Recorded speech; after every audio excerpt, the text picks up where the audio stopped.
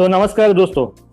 आज एक ऐसी कहानी के बारे में आपको बताने जा रहा हूं जिसको सुनने के बाद आप वाकई में आश्चर्यचकित हो जाओगे। तो दोस्तों, मेरा नाम है दीपक मायांसी।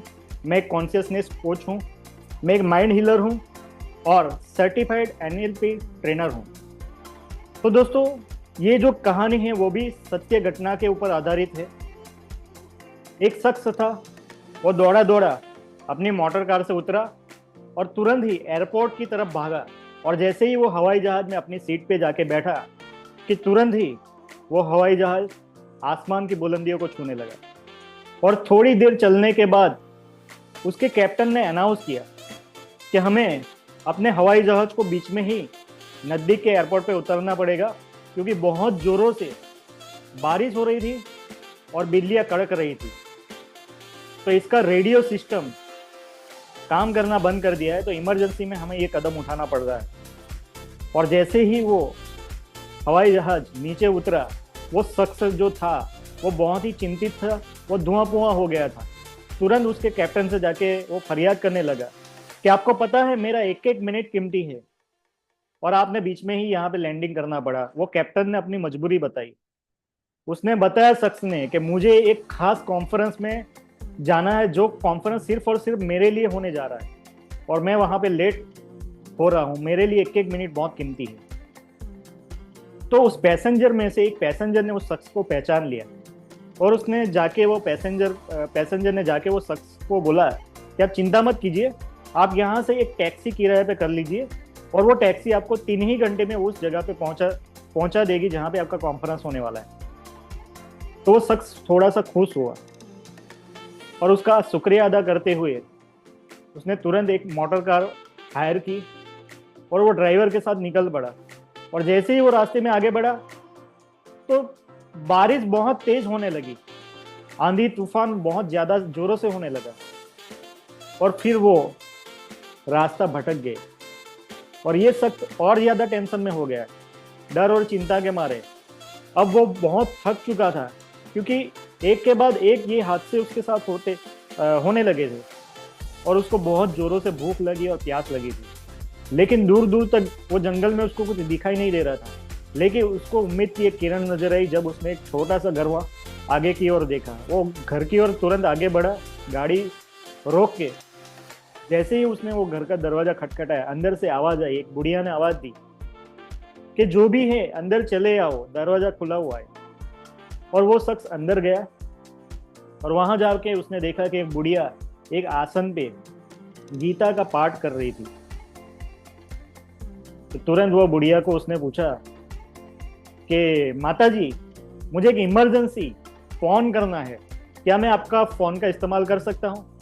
तुरंत उसको देख के बुढ़िया मुस्कुराई और बोली कि बेटा, ना तो यहाँ पे बिजली है ना ही कोई फोन है, होती तो मैं तुम्हें जरूर देती।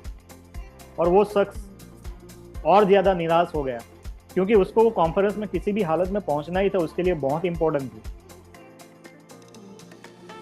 तो उस शख्स को देख के वो बुढ़िया ने उसको खाने के लिए फल दिया। बेटा, तुम आराम से पहले बैठो, तुम्हें बहुत थकान लग रही है, बहुत तुम चिंतित लग रहे हो, ये फल को शांति से खाओ। और उसको पीने के लिए पानी दिया। और उसको वाकई में वो शख्स को बहुत भूख लगी थी, तो उसने तुरंत ही वो सारे फल खा गया और पानी पिया। तो उसको बहुत मन की शांति मिली। और वो बुढ़िया का अच्छा व्यवहार, दयालु व्यवहार उसने देखा और उसके व्यवहार से वो बहुत, उसके स्वभाव से, उसके व्यवहार से वो बहुत खुश हुआ। उसको शांति मिली, अब थोड़ी राहत मिली उसको। तो वो बुढ़िया को उसने बोला कि माता जी, आप मेरा एक छोटा सा काम कर सकते हैं। आप अपने भगवान को मेरे लिए भी छोटी सी प्रार्थना कर दीजिए कि ये मौसम जो है वो साफ हो जाए और मैं यहाँ से निकल पाऊं। बुढ़िया ने बोला कि जरूर, भगवान वैसे मेरी हर एक दुआ को कबूल करता है, उसने आज तक मेरी हर दुआ को कबूल किया है और मैंने आपके बोलने से पहले ही आपके लिए प्रार्थना कर दी है कि आपकी जो कोई भी समस्या है वो जल्दी से खत्म हो। और उसने आगे बताया कि भगवान ने सिर्फ मेरी एक ही दुआ है जो कबूल करने में थोड़ा सा टाइम लगा रहा है, लेकिन मुझे विश्वास है कि वो दुआ भी जरूर से कबूल होगी। और ऐसा बोलते हुए वो एक पलंग की ओर आगे बढ़ी जहाँ पे एक बच्चा सोया हुआ था। तो वो शख्स ने उसको देखा और पूछा कि माता जी ये कौन है, इसको क्या हुआ है। तो माता जी ने उसको बताया कि ये मेरा पोता है और ना तो उसकी माँ जिंदा है ना उसका बाप जिंदा है। अब ये मेरे सहारे है, मेरी ये जवाबदारी है, लेकिन मैं भी मजबूर हूँ क्योंकि ये कोई लाइलाज बीमारी से बीमार है।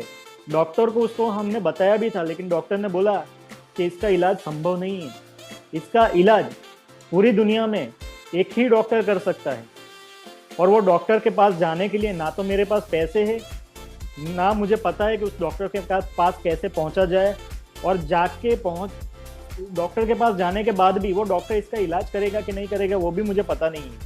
क्या नाम बताया था उस डॉक्टर का? हाँ, वो उस डॉक्टर का नाम था डॉक्टर पटनायक। और जैसे ही वो शख्स ने ये सारा वार्तालाप सुना, बुढ़िया की बात सुनी, उसकी आंखों में से आंसू बहने लगे। उस बुढ़िया को उसने बताया कि माता जी, अगर आपके भगवान इतने शक्तिशाली है, जिसने एक हवाई जहाज को नीचे उतार दिया आधे रास्ते में, बहुत तेजी से बारिश और बिजलियां लगा दी, और एक मोटर गाड़ी को रास्ता भटका दिया और मुझे आपके पास भेज दिया, मैं ही हूं वो डॉक्टर पटनायक। अगर भगवान ने आपके लिए इतना कुछ किया तो क्या मैं आपके बच्चे का इलाज नहीं करूंगा? वो भगवान ने ही मुझे आपके पास भेजा है माता जी। मैं सुबह से आज सोच रहा था कि मुझे वो कॉन्फ्रेंस में जाना था और वो उधर जाना मेरे लिए बहुत जरूरी था, लेकिन आज मेरे साथ ये हादसा क्यों हो रहा है? लेकिन आपका भगवान बहुत शक्तिशाली है और मुझे ही आप तक पहुंचा दिया। आप वहां तक मेरे पास नहीं पहुंच सकती थी, लेकिन मुझे आपके पास पहुंचा दिया। आपके बच्चे का जरूर इलाज होगा और मैं इसका इलाज जरूर से करूंगा, आप चिंता मत कीजिए। तो दोस्तों, ये कहानी आपको क्या सिखाती है? जहाँ पे एक इंसान की सोच खत्म होती है, उसकी शक्ति खत्म होती है, वहीं पे भगवान का काम शुरू होता है। और दुआओं में बहुत बड़ी शक्ति होती है। जो काम एक शख्स से नहीं हो सकता वो दुआओं से हो जाता है दोस्तों। और हमारी सोच में और हमारे संकल्प में इतनी बड़ी शक्ति होती है कि वो आपकी पूरी की पूरी दुनिया को बदल के रख सकती है। तो दोस्तों, आपने इस कहानी से क्या सीखा? आप मुझे कमेंट में जरूर बताइए। और अगर आपको ये कहानी अच्छी लगी है तो इसको मैक्सिमम लोगों के साथ शेयर कर दीजिए और मेरी चैनल को सब्सक्राइब कर दीजिए। और दोस्तों, आज डे 2 है। मैंने 30 दिन का चैलेंज लिया है, 30 दिन का। तो अगले वीडियो में हम मिलेंगे फिर से एक नई कहानी के साथ, और तब तक के लिए आप सब लोगों का बहुत बहुत धन्यवाद करता हूँ। Thank you so much.